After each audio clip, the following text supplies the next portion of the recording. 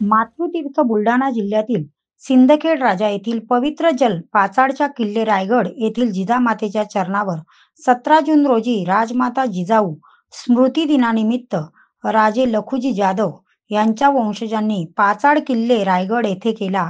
मातृतीर्थाच्या विहिरीतील पवित्र जलाने केला जिजाऊंचा जलाभिषेक. स्वराज्य प्रेरिका मा जिजाऊंच्या 351व्या पुण्यतिथीनिमित्त पाचाड किल्ले रायगड येथील जिजाऊंच्या समाधीस मातृतीर्थ सिंदखेड राजा येथील जिजाऊंच्या जन्मस्थळावरील विहिरीतल्या जलाने अभिषेक करून स्मृतिदिन संपन्न झाला.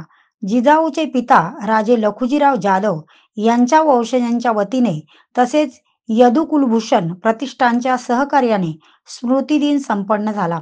महाड येथील नवयुग विद्यापीठ ट्रस्टचे अध्यक्ष रणजितसिंह जाधवराव, नांदेड पुणे येथील अमरसिंह जाधवराव, अजय जाधवराव, योगेंद्र जाधवराव, आनंद जाधवराव यावेळी उपस्थित होते.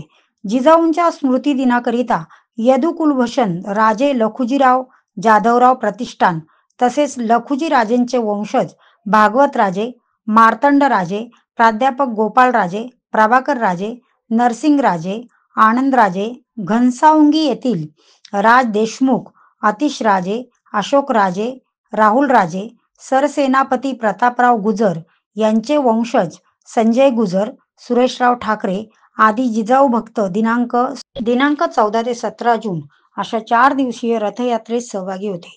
पाचाड येथील जिजाऊंच्या समाधीस्थळावर पहाटे 8 वाजेच्या दरम्यान विधिवत पूजन करून तसेच गीतेचा 15वा अध्यायाचे वाचन करून जिजाऊंच्या मूर्तीस जलाभिषेक करण्यात आला.